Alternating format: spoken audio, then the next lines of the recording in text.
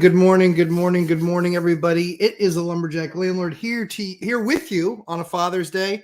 Super excited to be with you guys today, as always. Sorry, always going to take care of all the dinging and buzzing noises that my phone will make over the next hour and a half or so. So we have had an absolutely amazing year. Just to be a dad, you guys know how awesome it is to be a dad. No matter what the trials and tribulations are, they're what help create memories. And it's been an amazing year. I worked more in the last year than I've been retired. I retired back in February. It's been absolutely awesome. I highly recommend it. What it's actually done is it's helped motivate me to get more of you guys retired, in all honesty. You have absolutely no idea how different your day is. You just have no idea. You just have absolutely no idea. I had no idea that I would understand or experience what I've experienced. Not having the the pressures of deliverables and managing people and managing the businesses and all of that. It's an unbelievable difference. It really helps you be an even more engaged dad. Every single week I take at least two of my kids on just 4 or 5 hours, just us. It's going to be the way that I raise really good kids and make sure that they make the appropriate impact on the world. So we're here. We're here because we need to get more of you people retired. We're here to get more of you guys independently wealthy of having to have a W-2. It's quite choice. I highly recommend it. But I'm super excited to be here with you guys today on this Father's Day special. Really what I wanted to focus on, aside from saying Happy Father's Day and really just talking to you about kind of what the mission is over the next year for dads, it's make an investment in yourself. It's going to be an investment in your future. I was honored to finish another boot camp last night with just an amazing group of students. It was, we did 5 hours last night. We went for 5 hours last night, including an hour and a half with an absolutely elite trust attorney. I just can't begin to tell you how amazing that the course is, the boot camps are. The course is fantastic. It is. One of the comments that was made to me this week was, I've never seen that much in any of the courses that I've taken. There is so much information. That student completed it in 4 days. It's 9.5 hours of coursework, 9.5 hours, plus all the documents that we supply. The thing that means the most to me is that they said that they are not scared of a lot of the things that they were scared of. And that's what the purpose of that course is.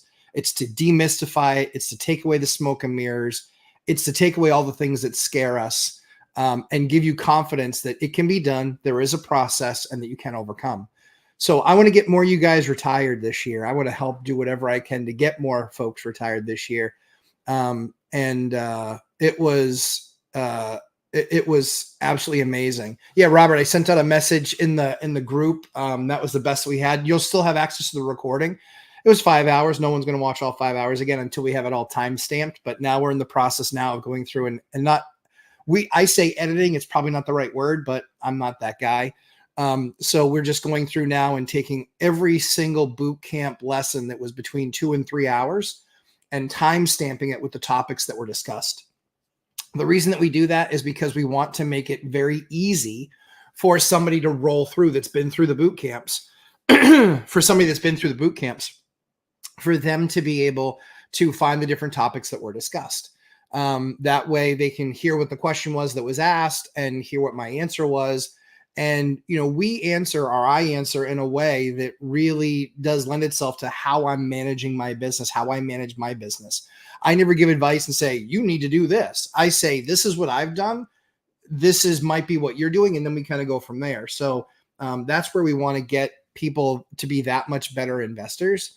I think it's really important in these crazy times to be talking to other investors and seeing what they're doing. What are they experiencing? The data that we see on TV, the data that we see a lot of these boneheads, Crash Bros and things like that bring, it's really old data. It's really old. It gets published, but how old do you think it is when they started accruing that data to then tell you what it is? That's where following an elite operator like myself, as humbly as I can say it, that's where it's really important to follow an elite operator. And it's because every single day I'm dealing with it. I'm renting units myself every single day. I'm fixing things every single day. I'm seeing rents every single day. I'm seeing response to ads every single day. I'm looking at properties every single day. I'm buying properties. I'm putting offers on properties still on a ready basis. I'm still absolutely making offers on properties because I'm not a wait and see kind of guy. I'm an invest when the numbers are right kind of guy. That level of consistency is really critical. And so those are kind of the paths that I really want to put people on, is getting good habits, doing all of those things. And you'd be surprised. There are deals that I work the numbers and I'm like, yeah, we'll make an offer. It's a crazy offer. And maybe they take it, maybe they don't. Guys, same thing with cars. Same exact thing with cars. Hey, I'm willing to pay this. Nope, you're an idiot. Okay, sounds good. Worse, I've been called worse. Sometimes that person's actually called me back, where I've reached back out to them in 3 weeks when I still see the ad up. Hey, any chance that you'd be interested in reconsidering my offer? Guys, I get stuff like that all the time. And you guys can too. So there's a large opportunity for you guys in this market today.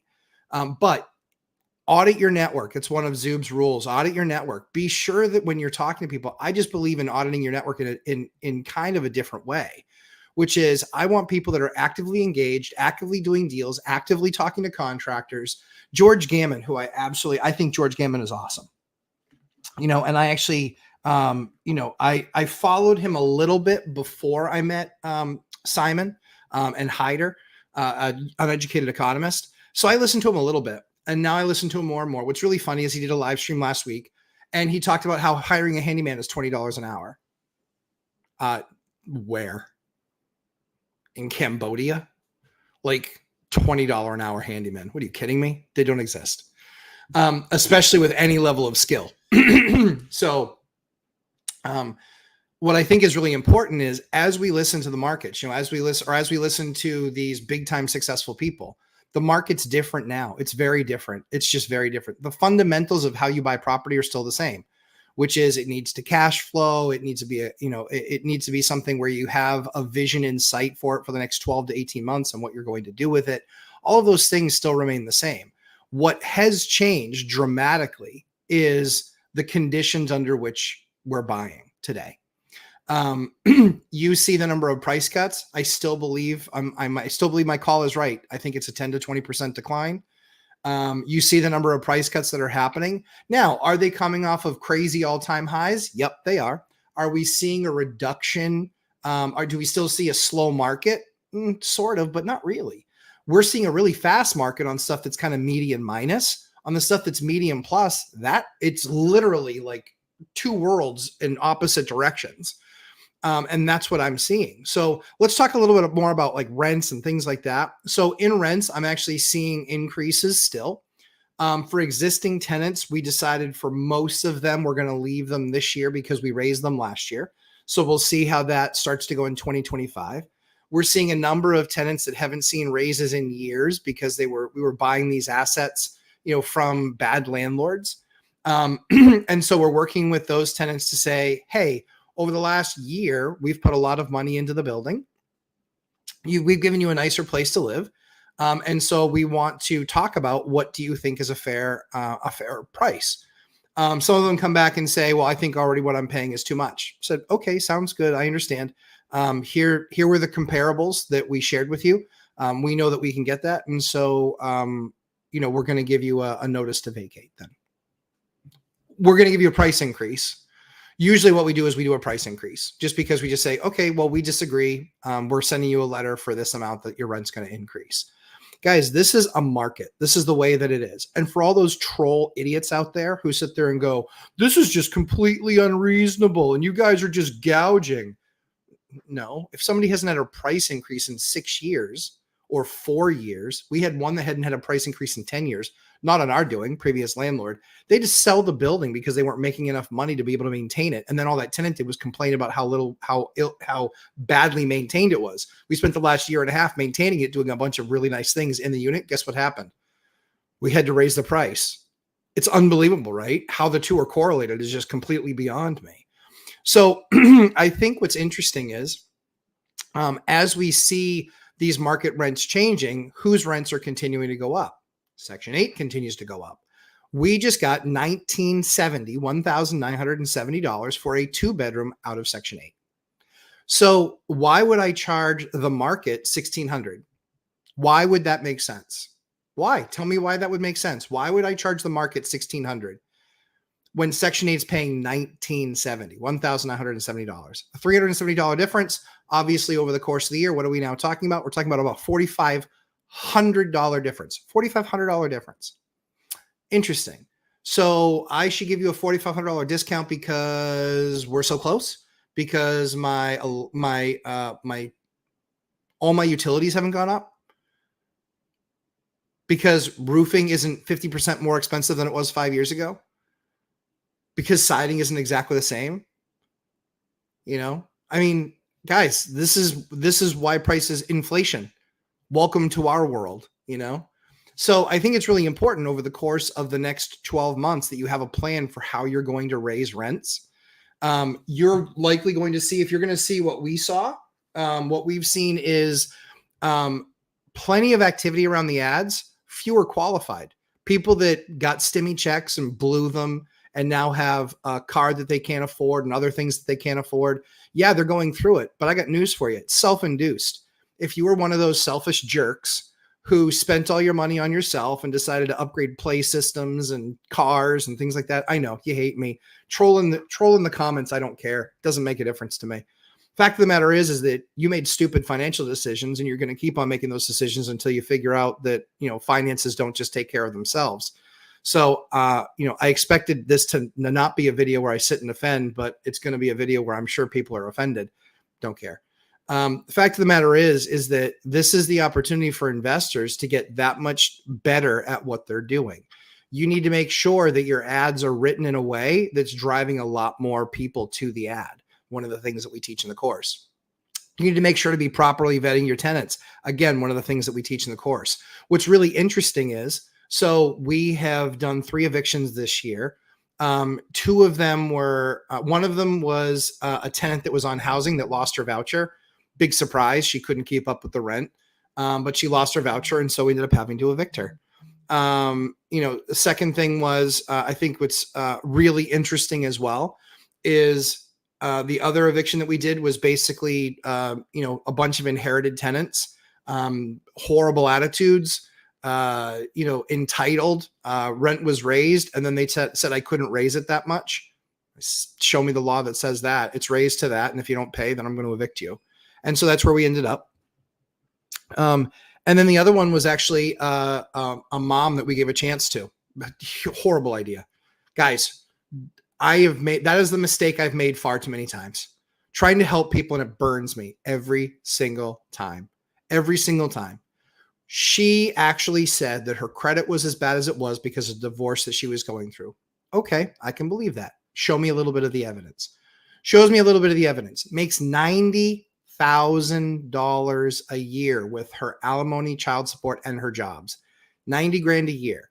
Moves into the unit, pays for a few months, and then literally just starts drib drab paying. And the job that she has is not a difficult job to get. It pays well too, but not a hard job to get. So we go down this path. I end up evicting the dummy. She ends up just leaving in the middle of the night. She thinks that this isn't going to catch her. This is absolutely going to catch her. I'm going to sue her because she has plenty of money. She has plenty of money. She chose not to pay. She had plenty of income. She chose to spend it. I saw all new things in her apartment. When she would send pictures of, hey, this needs to be worked on, that needs to be worked on. I was like, wow, that's a really nice apartment with a lot of new stuff in it. Why do they all get the new stuff and I don't get the new stuff? I just want your rent paid. You can buy as much stuff as you want. I don't care. Just pay your rent. So I think what's really going to be interesting about this is over the next year, I think we're going to see more and more of that. You need to be prepared and know what to do for an eviction. That's one of the things we teach in my course. I teach you exactly how to win. I'm 24-0 now, 24-0, not ever lost an eviction case. I'm 24-0. And we thankfully right now, we don't have any others on the docket. And out of 145 units, most people with that many units have some stuff in eviction process all the time. We don't. Ours kind of go in spurts a little bit. So we had these two that we just handled. And then we had one kind of in January. So yeah, I mean, into this year, we're 3, but they were tenants that quite frankly, we were more than thrilled to get rid of. And as we are in the position that we're in, I think we're actually in pretty good shape overall. Heading into the rest of this year, I don't see us having any, maybe one. But I think the one that we're going to have is going to be a constructive one where we can have that conversation and kind of roll through it together. But that's basically the plan. That's kind of what we're going to be looking at. So it's going to be a big year. I would encourage you continue to grow and build your businesses. I think it's going to be, I think it's going to be an absolutely awesome year, quite frankly.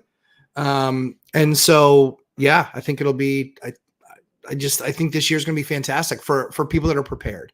What we've done is we've taken some chips off the table with an asset that we see just continue to underperform.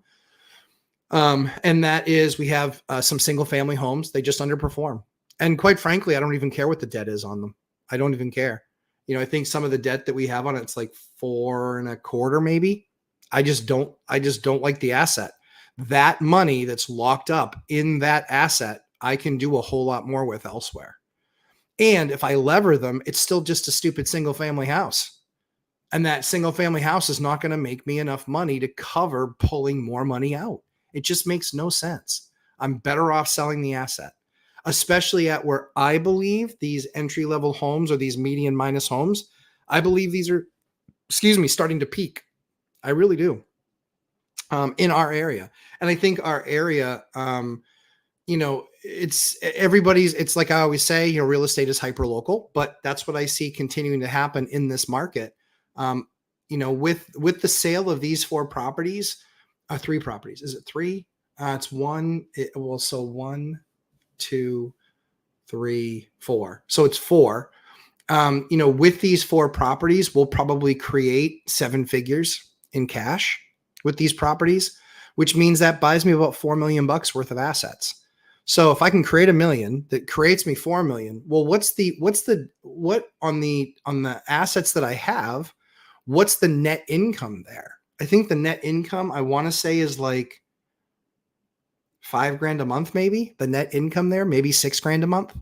So if my net income is $6,000 a month on those assets, why wouldn't I take that $1 million and buy $4 million worth of property? And with my average returns, oh man, I mean, easily in the teens, probably in the 20s, thousands of dollars of net income a month is probably what that's going to drive.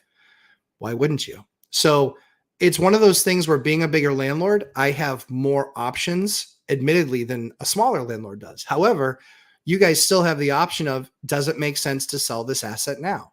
Does it make sense to rehab the unit and get more rent based on what the rent box will tell me? Again, all things we teach in the course. But super proud of the guys and girls that were in the course over the last 14 weeks. We did 12 of them. One of them I was traveling, and then the other one I was really, really sick with pneumonia. In fact, I think I taught one of the courses with pneumonia. I think the other day I couldn't go again. But super proud of you guys. You guys have a lot of tools in your hands that you didn't have 14 weeks ago. To go out and do and make more in the market with your existing assets, with your existing portfolio, but also in how you're adding to your portfolio. So I'm honored, excited to be a part of it. I'll actually show you guys a copy of what everyone in the course that passes it gets. Here is, there, I just have to block my face. There we go. So that's the Lumberjack Landlord coin. This is the coin that you get when you complete the boot camp. And the OSILA, is that NW. Sorry, I can't read backwards very well. That's the name of the course. That's the initials of the name of the course. So that is, there we go. Congratulations, you did it. So this is a really hard coin to earn. This represents about 30 hours. This represents about 30 hours of intense conversation and masterminding about properties. this is a really hard coin to get. The only way that you can get this coin, it is not for sale. It's not for sale. You have to, even if you buy the course, even if you buy the boot camp, if you don't complete it, you don't get this. There's only one way to get this, and that's complete the boot camp. That's it. So super proud of you guys. You worked hard. It's a lot of work. I get it. So yeah, if you pass the Lumberjack Landlord, the only thing that we ask, you don't have to, but the only thing that we ask is we want an honest review. We want either a written review or we want a, or just a quick video review, 30 seconds. We want to know, because we're not trying to explode and be the only choice in real estate studies. We just want to continue to affect small groups of investors, equipping them with the tools that they need to better manage their portfolio and business, and then better understand how to grow in a more quality way. So this one is really, really important. And yeah, like I said, it's a lot of work. It's just a lot of work. You can only earn that coin. There's no buying it. There's no, hey, well, I was there for 3 classes. Nope. You got to be there. You got to be there consistently. And then, yeah, we want feedback. We don't want to spend advertising dollars.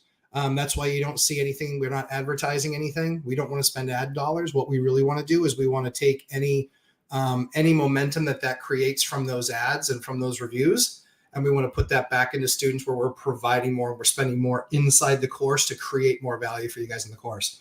I'm working on a lead course right now. It is unbelievably involved. I've got 40 or 50 hours already into it. The course won't be 40 or 50 hours, but the course itself will be hours long, 3 or 4 hours long.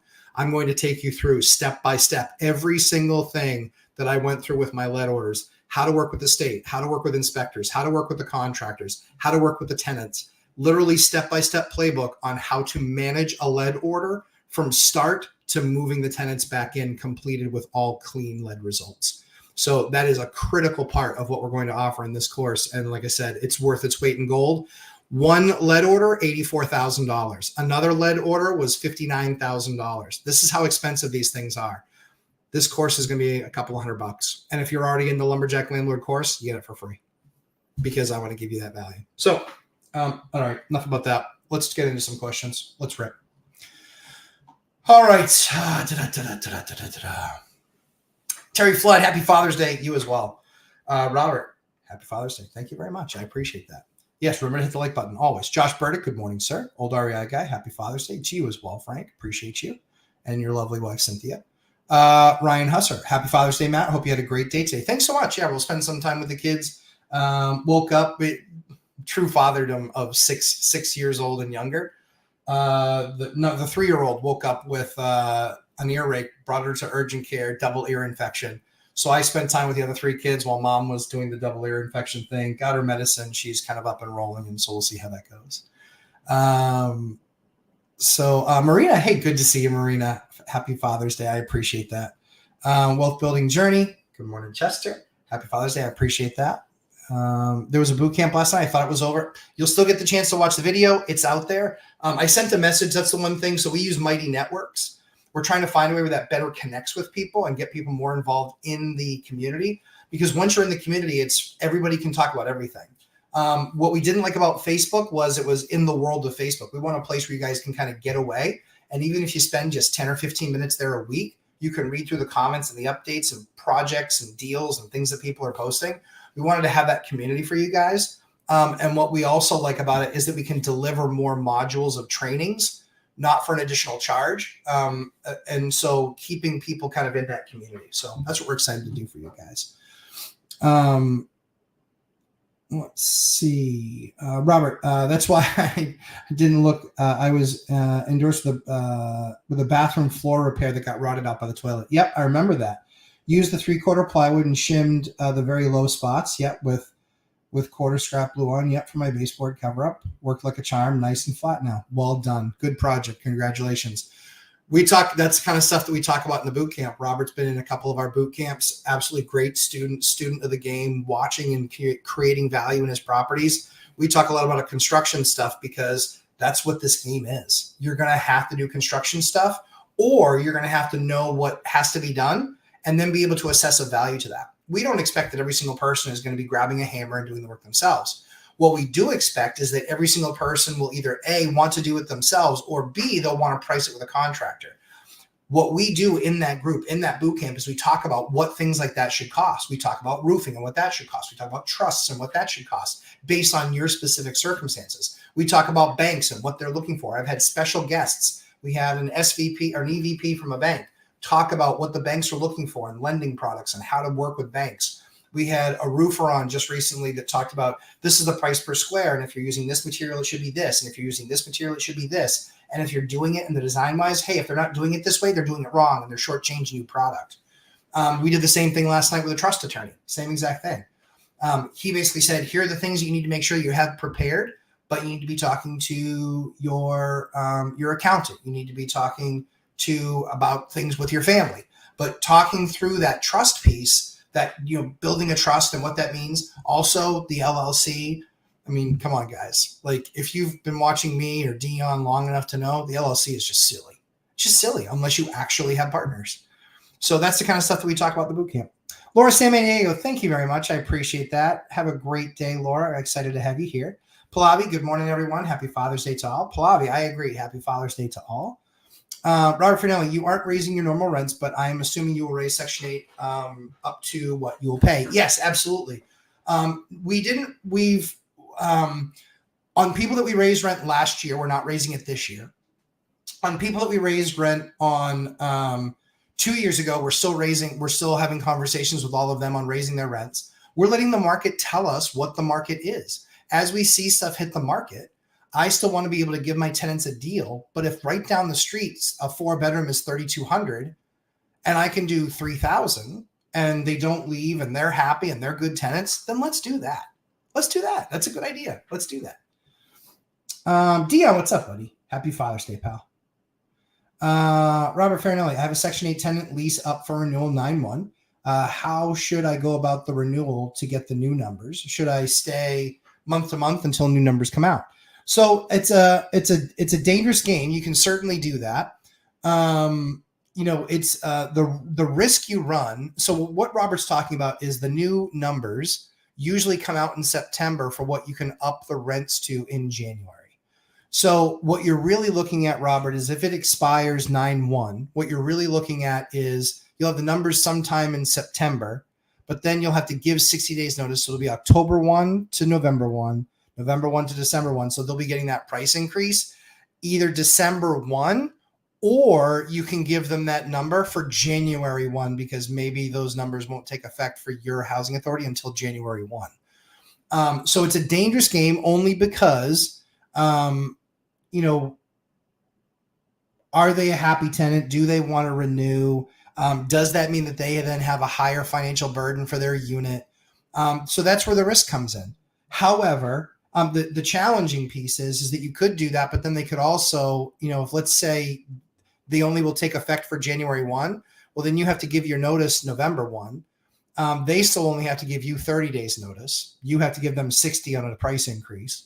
So let's say they get that November 1. Well, then they start looking. Then they don't really find much because there's not a big market out there. But let's say December 1, they're able to give notice and say, hey, we're going to move out. Well, then you're going to have an empty unit January 1. The challenge becomes how many vouchers are in that local housing authority. Is that unit still very rentable to somebody else? Is it a 4-bedroom is a tough voucher to find. 3-bedroom, less difficult. Two beds and 1 beds there's a ton of them in most housing authorities that are not being used up because the numbers didn't used to justify it. Now they're getting closer. So if it's those are all the things, that's all the data, if you will, that you have to square. So there's not a hard pat answer. There's it depends answer based on kind of what you're prepared for. If that unit being vacant for 2 or 3 months is a big, huge problem, then yeah, you could still go month to month and then potentially look at the increase, or you could just put them under the lease, without the increase, but then you're not getting it until September of the following year. And then will they be around anyway? So Ryan Husser, hi Matt, just got engaged a few months ago. Congratulations, Ryan. We've gotten sticker shock at the real estate cost of having at the real cost of having a wedding. Yes, sir. Yes, sir. Yes, sir. Looking at eloping, saving our money, and doing something else. I'm curious what you and your wife, while on the investing journey, appreciate all the content.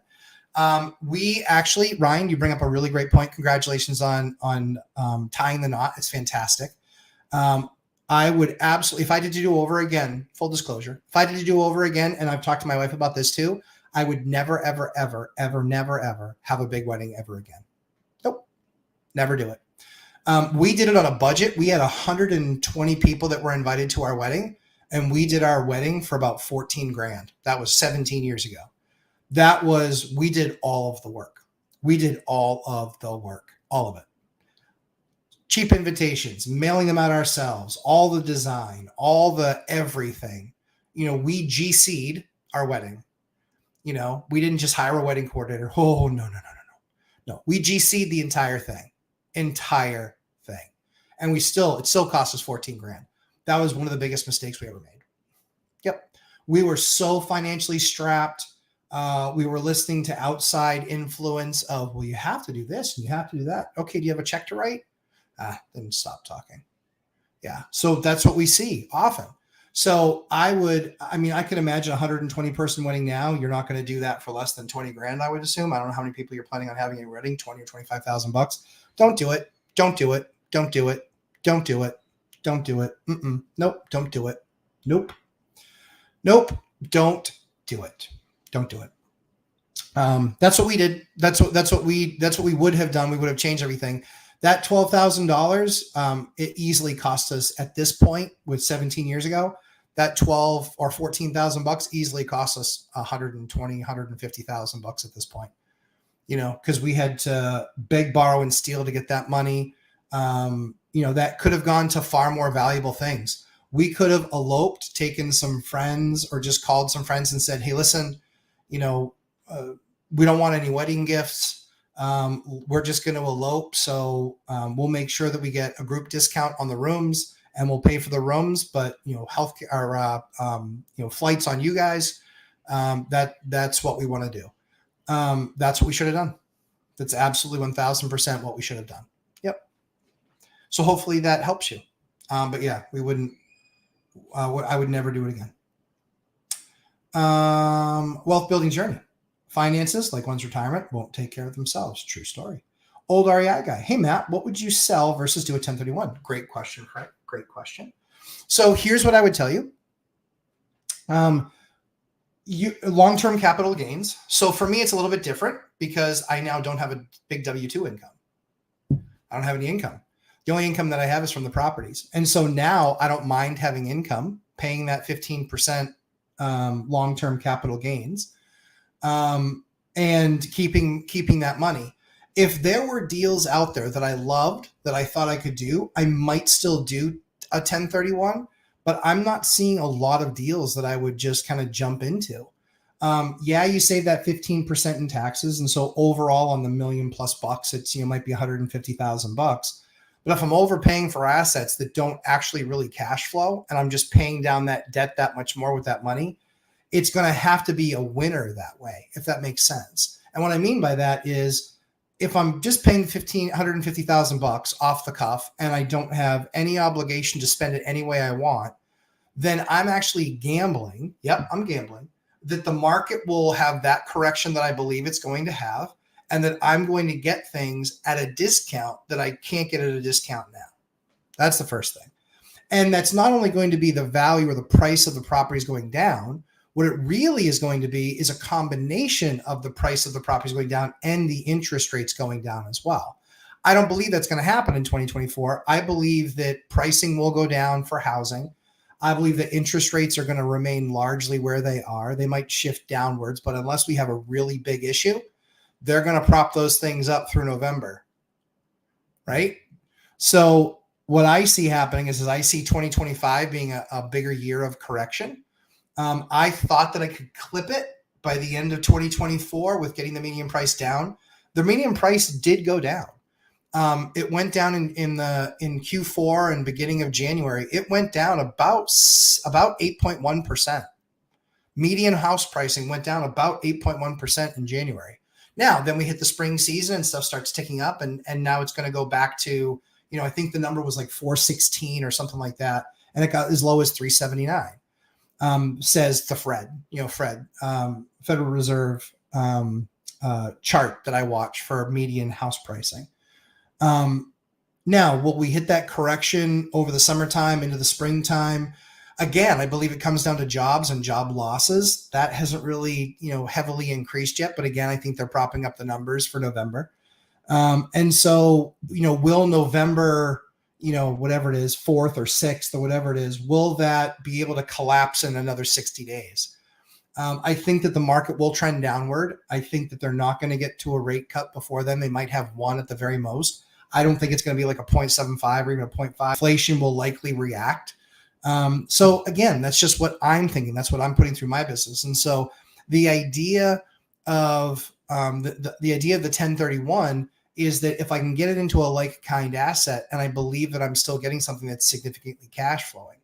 The problem that you don't want to do is that, let's say I get into one of those things, let's say I get into it at 25%, LT or 75% LTV, 75% loan to value. Let's say that does happen.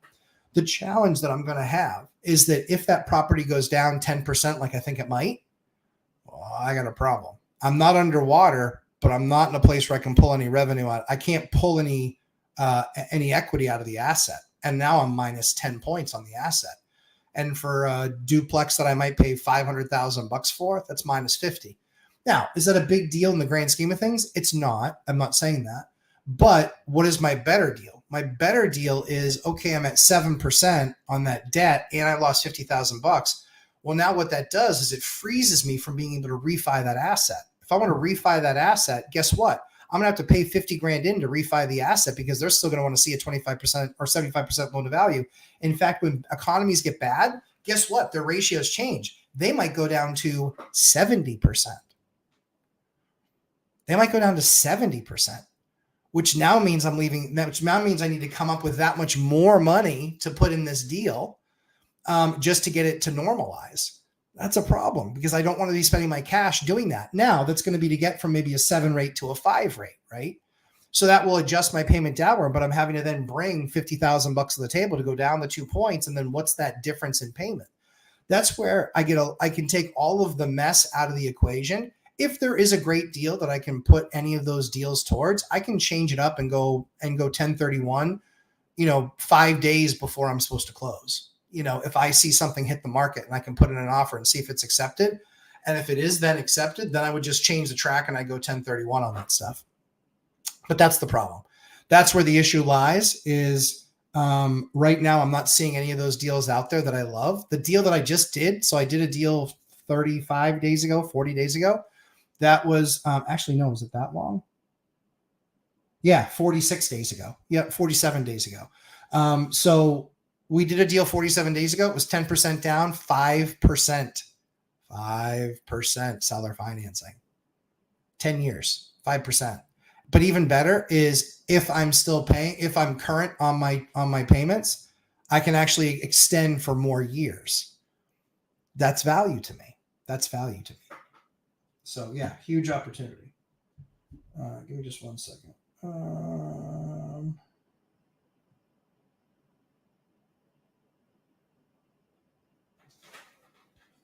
Hold on 1 second. This is actually somebody talking to me about a deal. What is this doing? Talking to me about a deal.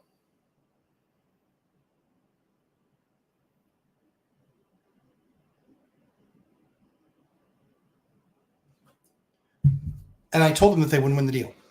Told them they wouldn't win it. I said, you're not going to win. You don't have an appealing offer. You don't have an appealing offer. You're not paying cash like your competition. And you want inspections. Competition basically said, yeah, inspections, but just knowing, like, what do they call those? Pass fails. Informational. Sorry. Yeah, true.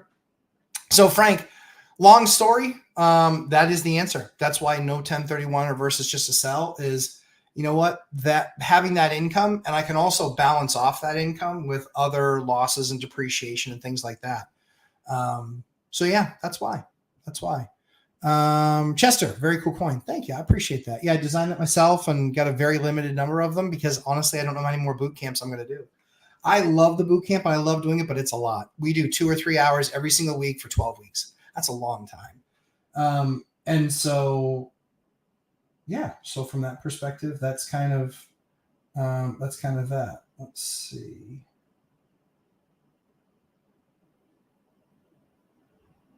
Lots of messages on Father's Day. Very interesting. And they're not Father's Day messages. Good morning, Lars. Lars, aren't you tired yet? 5 hours last night? Man, alive.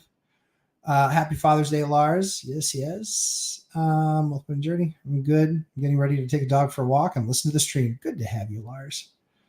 Lars was there for the marathon last night. Fire Nice. Happy Father's Day. Thank you very much. Back from PA where paint is cheaper. It's true. Fewer absurd taxes. Dividend Dave, how's it going? My tenant wants to renew to month, but they didn't think they need a lease for month to month. So most states default to month, but you can still have a month tenancy agreement. I personally, depending on who the tenant is, sometimes I want them in that and sometimes I don't. So that's the truth. So in a lot of states, that's not required. You instantly, once your lease is over, it goes into month to month. But in some places, you still want to have that. I don't know what the rules are there in South Carolina or in Gary, I think, where you guys invest. So I'm not sure. I'm not sure which one. But for us, we do have both options. Robert Fairley, my Section 8 is happy and wants to stay. It shouldn't affect her Section 8 number. Okay, good. Yep, I think I'll take the $2,800 instead of trying for possibly $29,000 or $3,000. Still a $200 increase. Let's not be greedy. That's the right thing to do. Bird in the hand. Good morning. Happy Father's Day, Sophie Lane. Hey guys, I'm going to be doing, and Sophie, I'm totally putting you on blast. Sophie and I are going to be doing another interview. We did our first one like 2 years ago when she was a total noob. Holy crap, is she awesome now? She was awesome then, but now she knows a lot more and has a lot more context and done a lot more deals. But Sophie, we're doing an interview. I'm telling you now. And no is not an appropriate answer. So you guys will hear Sophie on the channel. We'll do an interview. I've got some other interviews that I've done. They're just sitting with editing. And we're going to get that stuff pumped out to you guys because there's some really cool stuff. We did a cool one with Coach Carson. We did another one with PTO for Life. So we did some cool stuff that I think you guys will enjoy. But yeah, so we're doing it. Ryan Hustler, 100 people looking at 40, 50K. So yeah, no, dude. Yeah, no. Nope. $10,000. Keep the 40. $10,000. Do something super awesome for your tight people that you know are always in your circle. That's the way it goes. We had 120 people there. So here's the study. We had 120 people that were at the wedding. 120. Outside of the 25 or 30 people in family that we see, only a few times a year at big family events, truthfully, they won't be too offended if you just tell them, hey, we're keeping it really small. There are a dozen people, maybe 15, a dozen to 15 people that we still see. We don't see them. 17 years later. It's 10%. It's 10%. Not worth it. It's not worth it. Not with what that money compounds to being. It's not worth it. Small set group of people, the type people that we still see today. Yeah. I mean, it was great having them there and experiencing our day with them. Most of them, no. Nope. No way, Jose. Robert, by the way, I can't wait for the lead course. Probably going to save me $100K. It's true. Like that's probably as good as the course is that we've done. And the fact that I know that it will save you hundreds of thousands of dollars over a decade or 2 decades as you changed your business with the things that we teach. No doubt that that's there, but the lead one it's the sleep well at night course. Ours is really powerful, but adding the lead piece to it makes it by far the best course on the internet. Not even close. When you actually want to manage your assets, by far blows the doors up of anything else out there. Elope and then have a backyard barbecue wedding reception. Sophie Lane, this is why we're besties. That's why right there. Exactly right. Oh, in Dover on the 20th. Oh, really? Interesting. That's in Dover. Robert, you know my email address? Send me the details on that one. Send me the details on that one. I will likely have people in that.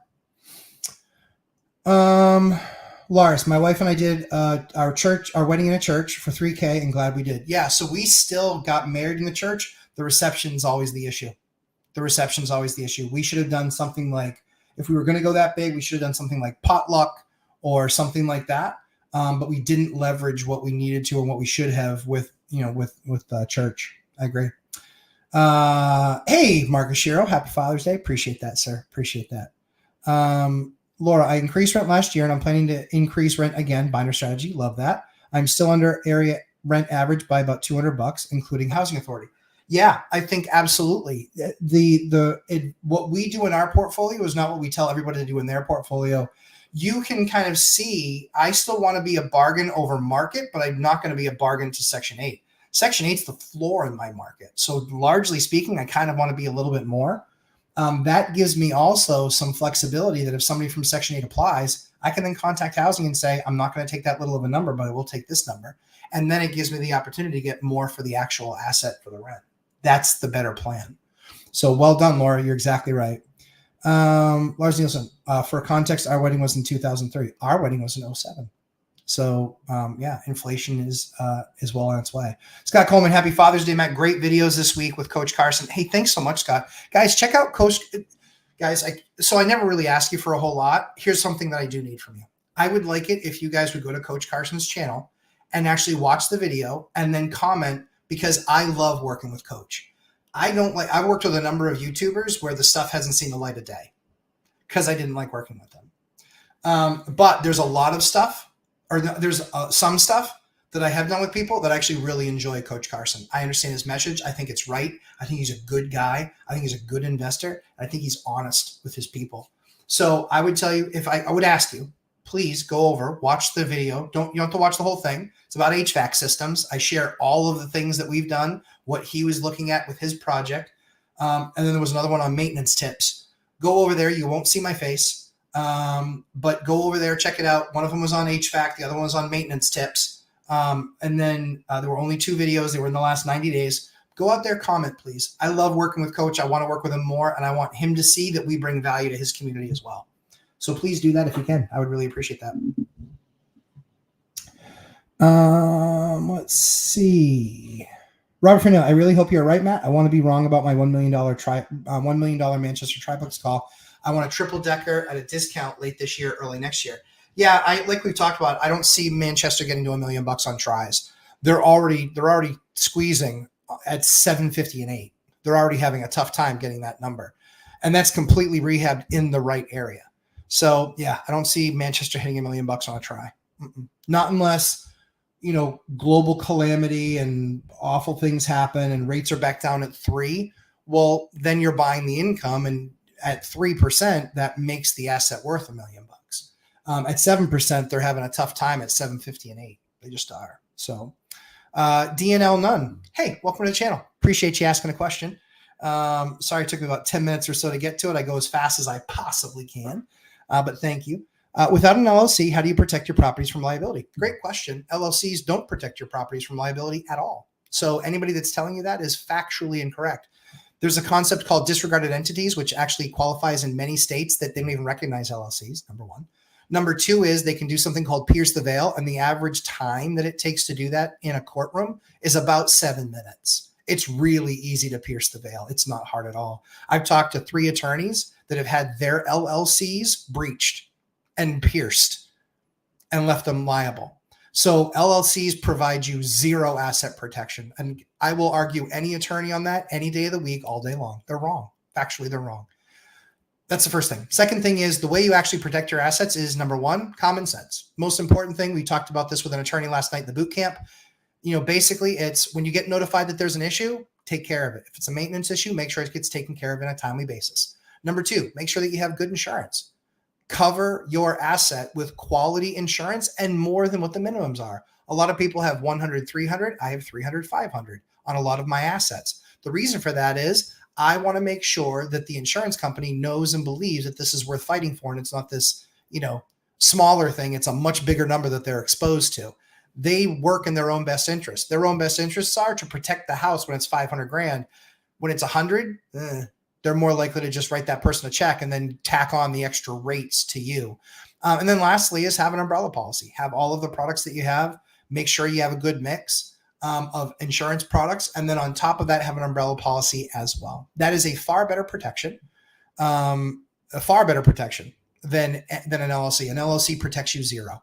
The only level of protection that you get with an LLC is if you actually have partners, not your wife, not your spouse, not your husband. It doesn't work that way.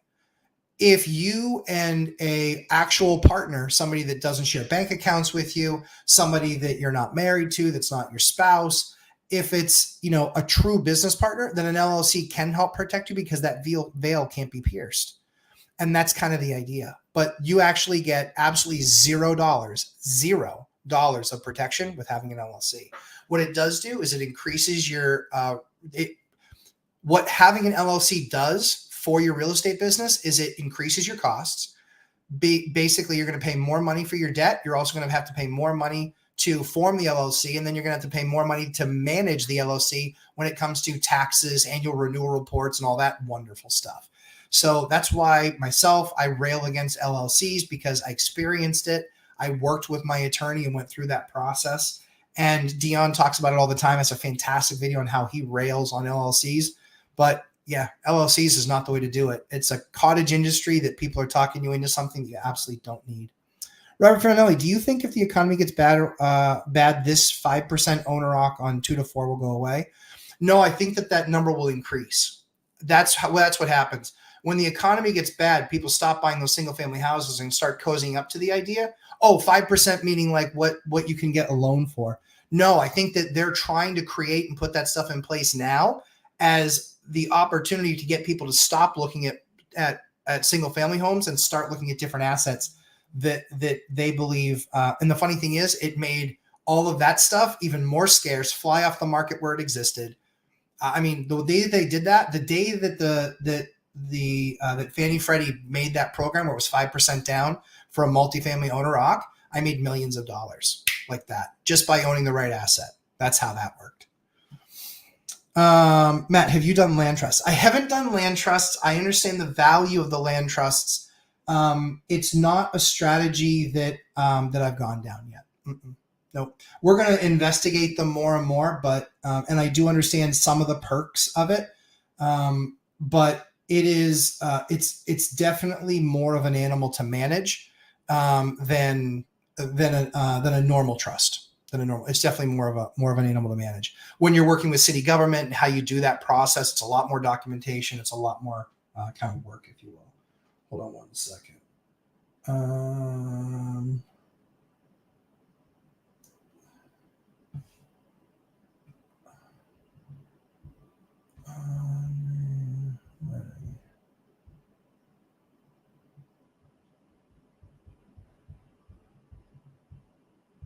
So funny. So for those of you who have been in my boot camp, that was my broker, Jay, telling me about a deal that hit the market today. He already gave me the breakdown of the numbers. Yeah, that is weird. It's weird. It's a weird deal. Lars Nielsen, Robert, Fannie Freddie Mac. Yeah, won't do that. Yep, political suicide. That's exactly right. That ain't changing. Old REI guy, Frank, thanks so much for the super chat. I appreciate it. Thank you. Can you do a 1031 or reverse 1031 if you're buying a deal with seller financing? Yep, you sure can. They're still just the bank. So yeah, you can absolutely do those. Frank, if you need a contact for 1031 stuff, just shoot me an email. I'll respond back or an Instagram. I'll respond back with their information. Because I know I have a guy who does 300 to 400 1031s a year. So he's elite at what he does. I'm happy to send that off to you guys. Great contact. Well, people that I know. Matt, do the Panthers win the cup in game 5 or game 6? Shut up, Lars. Hope they never win the cup. I hope they lose the cup in 7 games. I hate the Panthers. Let me put it this way. Even though Kachuk is annoying as all get out, I still would have him on my team in a second. Sam Bennett is a dirty player. I don't want him on my team. Bobrovsky, he can be absolute fire and he can be absolute polar ice caps. But they have a lot. They've really that group there has built an amazing team. Here's what they recognize: Huberdeau, even though he had more points than Tkachuk, they made the trade to get Huberdeau out of there because he's not a winner. Huberdeau will not be a winner in his NHL career. Certainly not as a top line guy. That's the difference. Tkachuk is an animal. And I loved Keith Tkachuk, his dad, when he played. I love Brady Tkachuk. I love Matthew Tkachuk. I love Grandma Tkachuk because I bet she's a hard ass. But yeah. So I hope they don't win. I hope they get blown out again, like last night, 8-1. I don't even need that. I'm just happy with an Edmonton win. But yeah, it actually more serves my purpose that Edmonton loses because then there's a real chance that the Bruins can trade for Draisaitl. And yeah, they'd have to go up a lot, but it's worth it. We need a number one center. We saw what this year looked like with 2 number 3 centers or 3 number 3 centers. Froze, good morning. Happy Father's Day. Thank you very much. I'm not sure if you're a father, but to you as well if you are. Sophia Lane, also, do you believe in renting cars or leasing versus buying? Been seeing how much from different investors saying to rent the liabilities. So I disagree with leasing cars. I think leasing cars is silly. I believe in buying vehicles that are usually 8 to 10 years old, not in the rust belt, salt and sand and all that stuff. I believe buying something that's 8 to 10 years old because likely it's got an 80 to 85% of depreciation at that point. You can still take the depreciation of that asset, all of it up front when you buy it. But I like to buy $5,000 to $10,000, $12,000 cars. And the reason that I like to buy them like that is because I can use them for usually 3 or 4 years and then still sell them for a few $1,000s at the end. And if you buy the right vehicles, they're not maintenance nightmares. Toyotas aren't maintenance nightmares. I've had a lot of GMC stuff. I know I'm going to hear it now, but I can tell you, I've got an 06. So what's the math? 18 years. I got an 18-year-old Yukon Denali. I bought it for $1,000. I put $1,500 into it. I've been driving that for 2.5 years. Love that car. Love it. Love it. Runs great. Heated seats, air conditioning. It's got heat now too, Millennial Mike. But I love that vehicle. It's big enough to take all my kids somewhere, so I don't have to take the minivan. And it's just reliable. It's a fantastic vehicle, reliable. So I believe in putting cash into something like that where you then don't have a 9, 10, 11, 12% thing. Also, you don't have a $400 or $500 payment a month for use of something. Ugh. No. Nope. I'd rather spend 6 to 10, buy the thing outright, get a few years use out of it, and then turn it loose. It just matters at that point what type of an asset that you're buying. So yeah, don't like. That's a great question, Soph. Great question, but don't like leasing. Lars Nielsen, Matt, we did just a barbecue for our wedding reception. See that would have been awesome. Sign me up. Neil, hi all. Hey Neil. Have all day free to try to start this RE process and find my first deal.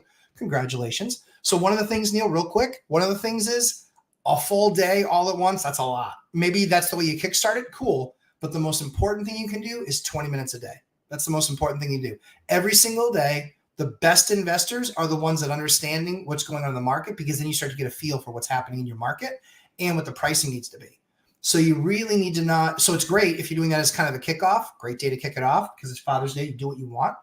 But at that point, then spend 20, 25 minutes a day doing your thing, even if it's 12 minutes in the morning and 12 minutes at night, or 15 minutes in the morning and 15 minutes at night, but start to exercise that muscle, because what you want to do is really learn the market. That's what you're trying to do, is really understand and learn the market. Currently contacting multifamily owners in my area, but also interested in midterm rentals or rent by the room. Almost no multifamily in my area. Sure, understood. Expect that. I liked your HVAC video with Carson. Thank you very much, Neil. I appreciate that. That's awesome. Steven chimes in. Those were great videos. Thank you. I appreciate that. Guys, watch those, comment on those. Really means a lot to me because I want us to bring value to other communities, and I think that that's important. On the midterm rentals, I don't love midterm rentals. Don't love them. I've had experience with them. Did the traveling nurse thing. Did the Navy thing. Didn't really like it. Like those people, don't like the model. It didn't really work for me. It's a lot of people are talking about it like it's this end all be all. It's not. It's really good in some areas, and it really doesn't work in a lot of areas. But rent by the room, you have to be careful about, because a lot of times if a city finds out that you're renting a place out by the room, it's actually going to be a zoning violation, and they can make you evict your tenants and start fining you every day that they're still there. So be very careful with midterm rental, but be even more careful with rent by the room. Rent by the room can really get you. There's in one of the cities that I work in, they found out somebody was doing rent by the room. They were fining them $150 a day. And as you can imagine, some people weren't just willing to leave. So they were paying $150 a day fine for about 2 months. Yeah. Sadly, cost them a lot of money. Plus they had to evict everybody. It's pretty bad. Robert Fernandez, planning for a Nashua remodel. You recommend 1 1/4 Quiet Rock on the ceiling to avoid, demoing lead. Yep. I don't see that product. I see Quiet Rock 545 at 1 3/8 and 530 at 5/8. Then what I would look at is I would talk to a sheetrock company. My guess is they'll probably lean you towards the 2 sheets of 5/8, but with the Quiet Rock piece in between. It's going to make all the difference in the world. The key is you should be putting something called hi-hat on the ceiling to better distribute the any vibration that you're going to have. But yeah, I would be talking to the companies, because some companies will say, oh yeah, we're set up to move 1 3/8, and they don't mind moving those big, huge sheets of 1 3/8. However, that sheet, look at the weight. I want to say that sheet weighs over 100 pounds or close to it. That's a lot of weight like this over the shoulder. That's a lot. But take a look at that. John Peterman, thanks for telling the truth on LLCs. I think they're useless. I don't even bother. John Peterman, welcome to the channel. Thanks for chiming in. You're exactly right. They suck. They're a joke. The only reason that we have LLCs is if we actually had a real partner to deal, which we don't. But number 2 is we have one for our business. But the reason that we have it for our business is because otherwise I'm relegated to state healthcare. I don't want the state healthcare for my daughter who battled cancer. I want to actually have her the best healthcare that she's afforded, which is in Massachusetts, because the best doctors in the world for her cancer are based in Mass. So I want her to still have access to her daughters. The only way that I can do that is if I have an LLC, and then I actually have to go to market to purchase insurance, which, by the way, costs me about $2,600 a month. That's what I pay. I pay $2,600 a month for my insurance. Kind of sucks, won't lie. But I need that. I need that for my kids. Have to have it. And for me too, but mostly for my kids. Neil asks, why 300, 500 versus just adding an umbrella? Because a lot of times it's the combination of both that help. I want to have, you're talking about risk, right? Well, there are injuries now with what some of these settlements are that are coming down for more than 100, 300, which means that even though the insurance company is going to pay, they're maxed out and people are having to pay on top of that. I'd rather just have the 300, 500 paid a little bit higher of a rate. What I do to help adjust for that is I have a higher deductible. Again, not advice, but that's just what I do, because for me, I'd rather have that much more protection and then the umbrella on top of it. That's what I prefer. I like that version better. Yeah. Coach Carson. Yep. There you go. 12,000, 8 lessons he learned. Yeah. That was a great video. Love working with Coach.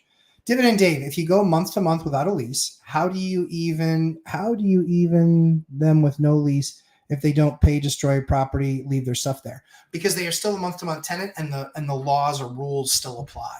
So even when they vacate or leave, they're still responsible for the damage there. I still have their deposit. With the lease, when they go month to month, I don't refund them their deposit. Their deposit I still have, right? And so the terms follow that then go month to month. So that's the way it works in our state. So when we've had their lease expire, and then they go month to month, we still have their deposit. When they leave, we still deduct off that deposit. And if it ends up being more than that, we still send them the bill because they're still responsible for the damage by law. Let's see if you evict them. Yeah, so they can be a month-to-month tenant. You don't have to have, that's the way it is in our state. Robert Farinelli, recap, lathe and plaster on the studs, 1-inch gap with some strapping and 5/8 drywall. I'm just wondering if that 1 3/8 Quiet Rock is too heavy, even even if I use 3-inch screws, not how to hit a stud. You can also get 4-inch screws. So you can get longer screws still with the big head. They're a bit more expensive, but you can still get those. So the key is that if you're actually hitting the stud, you're not going to have any issue.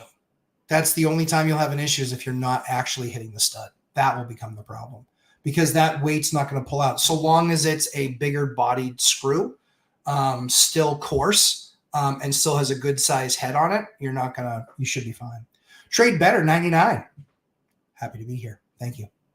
Good morning, all. Regarding your Coach Carson interview, you are the first HVAC specialist to speak for non-Carrier, Trane, or Lennox brands. What helped you take the chance on Yorks? Trade Better. I appreciate that. That's quite a compliment. So I am actually not a specialist. I'm just a landlord who buys a lot of product, and I do my research and I talk to 10 people. I'm that annoying guy when you're a vendor, when I start working with you. Great. Why did you choose what you chose? Okay, cool. What's your maintenance look like on those? I'm that annoying guy. I'll keep on asking questions. Now, because I've been doing it so long, I can hammer them on those areas. Here's what I started looking at. Supply chain.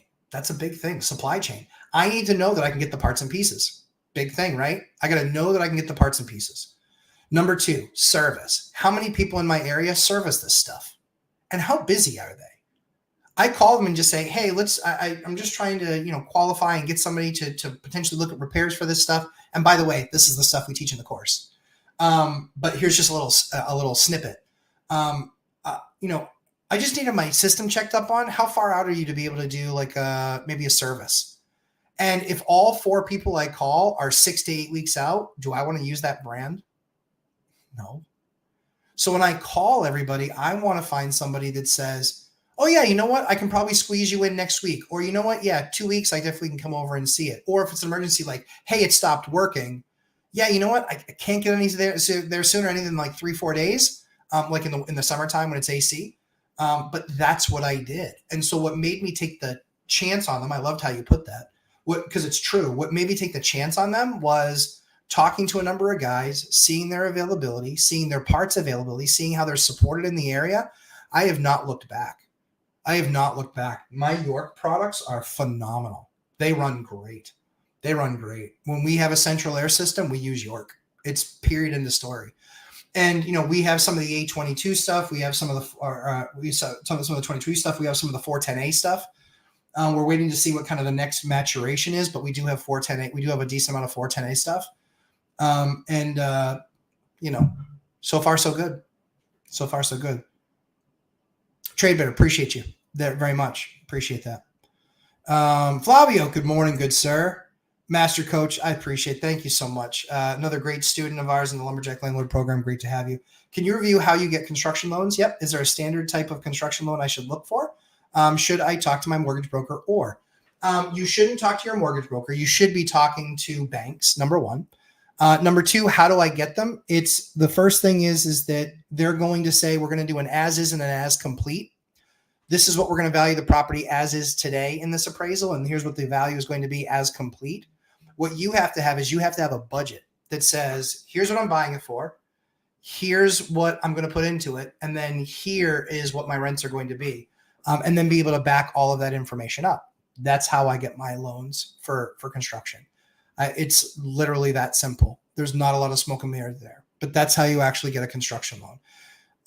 Because usually construction, believe it or not, everyone thinks, oh, well, you're building houses. No, you're actually not. You can get a construction loan for a rehab on a property. I do it all the time. So that's how you do it. So small local banks, spreadsheet budget, rent, show them the rent data that you've created based on what you did in your rent box and how you did that with the Lumberjack Landlord course. Take that rent box and show them that rent box. Obviously show them the more focused higher end stuff because it's going to be new, right? You don't want to confuse them with, well, but look at the rents down here. They're so low. Yeah, but those aren't brand new units. So I would show the ones that here's everything that's brand new. This is what it's going to look like. Then those are your rents that you're looking at. That's the other thing that I do.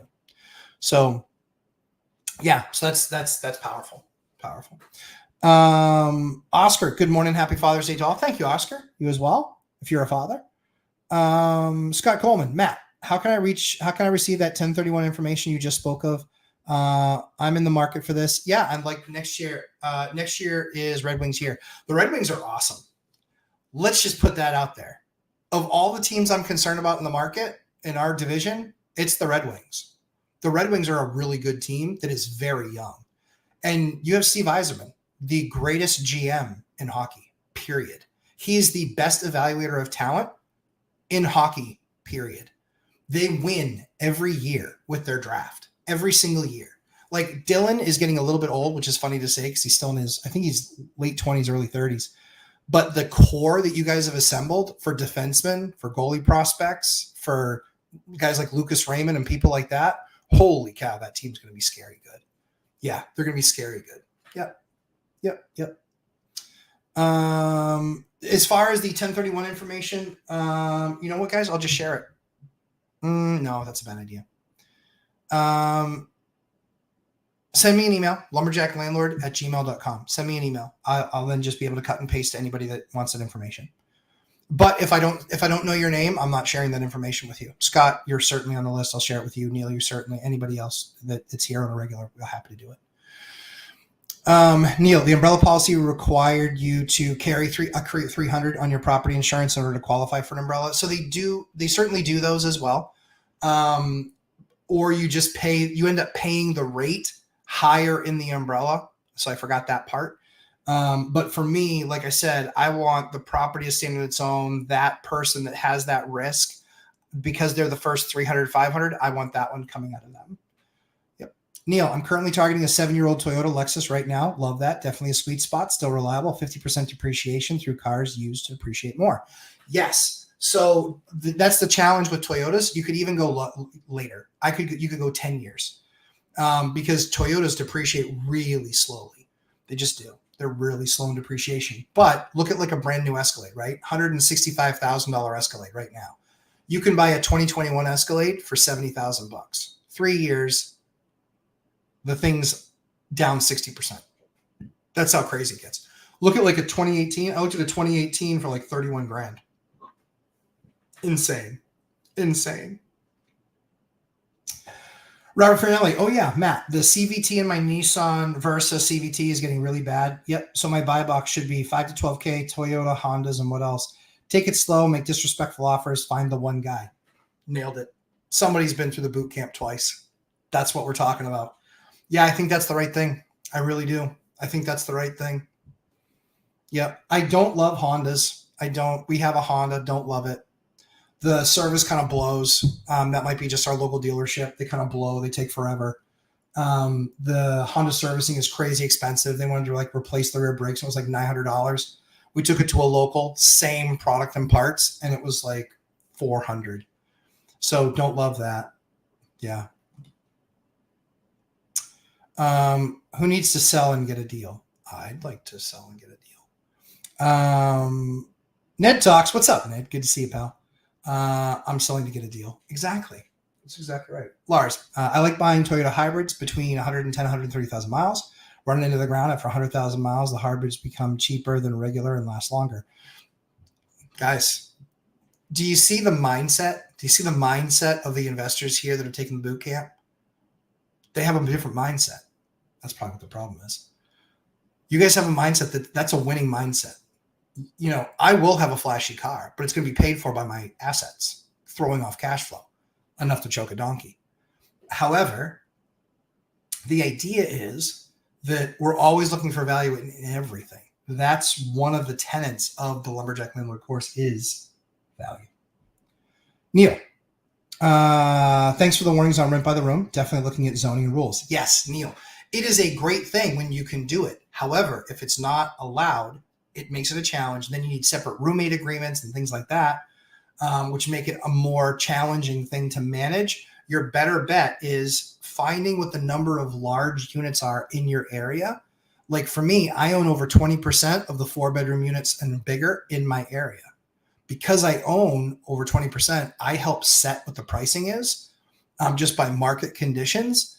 But I also have the highest quality of that size in the market that's not single family home. And so we just rented out. All of those are usually student or professional rentals.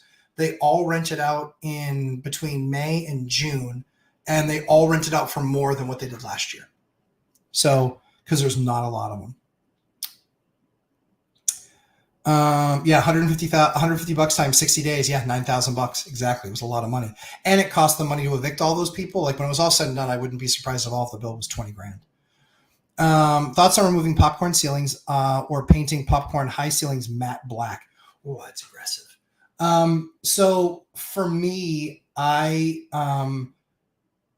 there's a kind of a double-edged sword. Some of the popcorn ceilings actually have issues. They have material in them that it shouldn't have in them.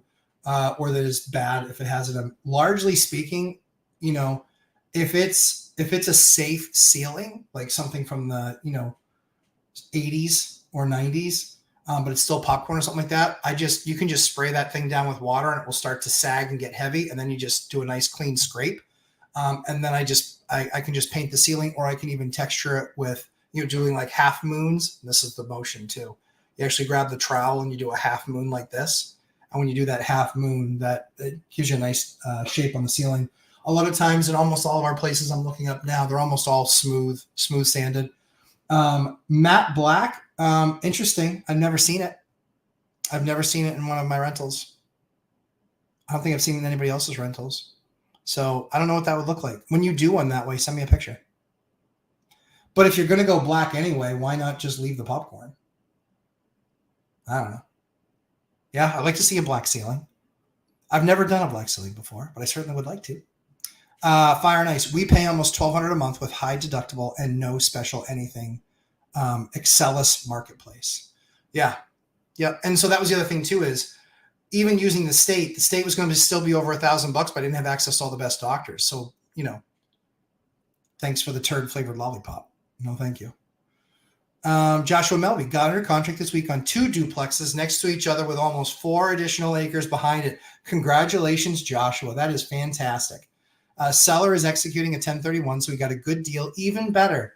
Thanks for helping keep us motivated. Man, congratulations. That's a massive win. Guys, that's a massive win. That's big. Joshua, congratulations. Well done, sir. Well done. Laura Samaniego, I heard in Pensacola, Florida, the city is not approving permits to fix septic tanks to force owners to connect to city water and sewer. I have not verified that information, but copycat. Yeah, it's possible, because again, this is what I argue with the gas company. Gas company wanted to give me a $10,000 bill for hooking up to their system. And I go, no. She's like, why do you say it like that? I go, why do you think I'm paying you $10,000 to get hooked on your stuff? No, I'm going to pay you for eternity. I'm not paying you anything. And if you don't want to do it, then I'll keep the system that's there. I can keep it oil, and that's just fine with me. She goes, I'm going to have to check with construction. She comes back. Guess what? Approved. They took care of it. Public utility. They're telling me, yeah, we got to go, $10,000. No. Same thing with city water sewer. $28,000 they wanted to charge me. I said, that's fine. Keep it. They're like, what do you mean? I go, keep it. I don't want the added expense every single month. I got to pay you 28 grand plus I'm going to pay you for water and sewer forever? No. Mm-mm. Yeah, so that's not surprising to me at all, Laura. I think that cities are starving and trying to find ways. Taxes are going up, and as insane as they are, water and sewer is going up way more. Water and sewer is going up way more than this other stuff. It's crazy. Robert Fernandez, by the way, I sent you the info on the lead course and over to your Lumberjack email. Cool. Would be awesome to meet some of your guys. Yeah, absolutely. Yep. Absolutely. They will likely be there. Master Coach, update and win on our Airbnb. Let's go. Let's see. Let's hit it. We are netting $1,250 a month. And now we got a furnished long-term rental tenant at $2,050, verifying their application. And they pay utilities. Max rent we got 3 years ago was $1,000. Guys, these were all things that we discussed in the boot camp. MCU, you crushed it. You crushed it, MCU. This is all stuff we talked about in the boot camp. Crushing it now. I love this. Oh, I love that story. That's so good. G Lover. Happy Father's Day, G Lover. And yeah, I know it's Glover, but it still sounds better, G Lover. Let's see. All commercial dealership services are garbage. They overcharge for office services. Largely speaking, yes, that's true. Find a good local independent. Keep your local economy going. And if the dealerships want to pay, dude, $150 an hour for a Honda mechanic, stop. Cut it out. Sophia Lane, well, at least share what your favorite flashy car is. Lamborghini. I've had a bunch of others. I've had a M5 Dynan S2 super rare race car. BMW, and there were 82 of them in the country. I've had one of those. I've had a Hennessy Viper. I've had a show-winning Escalade. What else have I had? Porsches. I had a Lamborghini 318 I didn't even finish the paperwork, and I hated it so much. The Magnum PI car. I hated that car so much. I was just like, nope, I don't want to buy this car. This guy was like, no, that's fine. And I was like, I hate this car. So I didn't like that car. What else have I had? I've had some other stuff. Corvettes. I've had 2 or 3 Vets. They were fun. The 70s Vets or the early 80s Vets are kind of like not nice. The late 80s Vets, they get better. The early 90s Vets, they get better. And then when you start to get into C6, C7, C8s, they're different cars. Yeah, they're different cars. But yeah, Lamborghini, that's probably the next one. Neil, what are you going to do with the 4 acres, Josh? Great question. I'm betting he's going to look at development. Let's see. Robert Fernelli, great info. If that's true, I'll be looking. Yeah, absolutely. Look at Toyota hybrids. Yep, for sure. Guys, Toyota is smarter than everybody else in the market. Everybody else wanted to go full electric, and that's a problem. Did you know that you can actually get 6 hybrids built for the same that it takes to build one all-electric car? That's what Toyota knew. So that's why Toyota literally builds out hybrids, is because it takes 1/6 the material to build the hybrid than it does to build an all-electric vehicle. Think about that. And the car will still work. Guys, Toyota's dialed in, man. Toyota's dialed in. Hybrid technology. That's the way it goes. Big surprise, right? Not all in one way. Ned Talks. Morning, everyone. Thanks, Ned. Good morning, sir. DNL. Thanks for the response earlier. DNL. It's what we're here to talk about. I'm happy to have you here. How do you figure out how much an umbrella policy is to get? That's a great question. So that's an involved process. There's nothing simple about that process. I'm so glad you asked it. Dude, there is just nothing simple about that process. So we had to list out all of our properties. And then we had to basically wait a month of Sundays for them to put together a quote. It's a lengthy process. It can take a month, 2 weeks to a month to get a quote on an umbrella. A lot of different companies do it a lot of different ways. It's just dependent upon how much information they ask for. However, I can tell you, well worth it. You know, one company that took like a month to get back to us, I was like, their number's going to be so big, it's going to be ridiculous. Sure enough, it was. Somebody took 2 weeks to get back to us. It was actually a pretty good number. It was about, for our 145 units, our 52 buildings, to basically get an umbrella was about $7,700 a year. So it's pretty cheap when you look at the grand scheme of things, right? So that's what I would tell you. Yeah, that's what I would tell you. I would tell you 100%, you got to shop it. And I would shop it and I wouldn't use brokers. I would be going directly to the companies for sure. I went to State Farm on one. I went to, who did we go on the other ones? Vermont Mutual. We went to them as well. So yeah, well worth it. Definitely take a look for sure. Toyota has always been ahead of the market. True story, Chester. They just are. They're just ahead of the market for sure. Sophie Lane, Matt is right. Have an asset, cash flowing rental property for any expense like a Lamborghini. Sophie is crushing it. So I'm excited to have her participating in our group stuff now. And now we're going to do an interview, Soph. So there it goes. Erie Insurance seems to have a bunch of umbrella options too. I like that. Yeah. And a lot of times that can be local too. And when a company is local, they can very often more. So you got to look at it as somebody that doesn't really understand a given market. They will overinflate their price based on risk. If you have somebody that's in the market that really understands your market, then that's a more valuable partner to have, right? The reason that they're more valuable to have is because they better understand it. They're going to be more fine pointed with the fees that they're going to charge you. So that's a big important thing for me. I like stuff that these guys are bigger companies, but they're also more like regionalized. So our vendors, like we went down the road with Chubb, it was a joke. Their rates were absurd. I was like, that's a complete clown show, guys. You are pricing in all that you don't know of the market, and I can tell you don't know anything about this market. Because I literally got a price from Chubb, and the person that we selected was about 40% the price for all the same coverages, because we went with a regional as opposed to this big national conglomerate. I thought they were kind of a joke. Johnny Ramirez, what's up, pal? Happy Father's Day. Chubb quotes were ridiculous when I looked at them. Yeah, they're absurd. Yeah, Neil, you're exactly right. Chubb quotes were a joke. I was just like, guys, this just shows to me you don't know the market. You don't know my business. You've made no effort here. So, well, guys, that's going to be after I'll do Trade Better. After completing this last boot camp, are there any items you want to change with it? Definitely want to get into the next one. Trade Better, thanks so much. I appreciate that.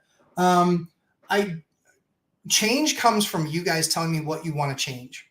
Because what I do for the boot camps is I show up and we talk about what was covered in the course for that lesson that week, if you want to cover that, if there were any questions about it. And then we just let you guys answer questions because I'm there for you. I want your business to be better and run better. So from my perspective, I think they're running great based on the feedback that we're getting. However, if you want something different or that you think would make it better, always open to suggestions. Yep. Doesn't hurt my feelings at all. Sometimes we don't do things a certain way because we, that might not be a fit for us, I think is the best way we could say it. But we'll talk about anything. Yeah, not a problem. For starting out first rental, what is a decent home insurance? A local policyholder insurance and national home insurer. I like State Farm with starting out with that stuff. I like State Farm. If it's duplex or smaller, State Farm pricing is very competitive. Once you get to 3 and 4 unit, don't like State Farm. Don't like State Farm. They get very non-competitive, and it's because I don't think they're actually holding those policies. Ned talks, excess apartment market umbrella coverage is about to lose serious capital. These rates are going to go 2 to 3x in the next few years without your reform regionally. Lock your rates now. Ned, thanks so much. Ned works around the insurance agents, around the insurance industry, so always appreciate that information. Worst markets is small multis with pools. Yeah, don't have pools. I don't have pools. No pools. The only pool is at my house. Happy Father's Day from Michelle Meyer. Michelle, thank you so much. Have a happy day yourself. I appreciate the well wishes. Master Coach University, I know what drywall sheetrock is. I know what lathe and plaster is. What the heck is this strapping? Do you use that on the walls or just the ceiling? So you can use it on the walls or the ceiling, but what it usually is it sits on top of the studs, because in older homes, there can be like a waviness to the studs in and out because they're not exactly the same size. So what you do is you use a piece of usually 1 by, and it's usually 1 or 3/4 by 1.5 inches. And it's called strapping. You can look it up at Home Depot, but they'll actually run it on the walls to give it a more easy way to attach the sheetrock. They're also running on the ceilings when you're working with lathe board and things like that, because you want to make sure that you're landing that into joists, not just into other lathe board, because then that piece of sheetrock will get too heavy. So that is a thing. And then let's see, last question that I had was my umbrella policy is with State Farm. Cool. I have a personal umbrella policy and one for the duplex. It should cover more than the value of your assets. I have a $2 million, $600 a year. Guys, what Laura said, that's fantastic. Laura, thank you so much for putting that up there. Guys, you should be talking to your insurance agents, be talking about umbrella policies, making sure that your insurance is in line with what you got. Based on what Ned said, you got to get on that too, guys. You got to be looking at, if you're going to get an umbrella policy, try and get it in locked and loaded now, because likely it's going to go up.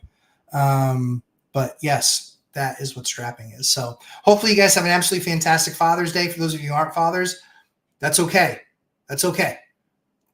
I'm sure you're a father in some way to other people, and that's always appreciated, because there are plenty of kids who didn't have dads that were around. So that's appreciated. Moms, you already had your day, but you know how much we love you. I couldn't do what I do without my amazing wife. So I hope you guys have an absolutely fantastic rest of your day. Enjoy it. I'm going to go hang out with my kiddos. I think they're at the pool, and that's what I'm going to go do. I'm going to go ask a lot of the sun. So hope you guys have an absolutely fantastic day and have a great week.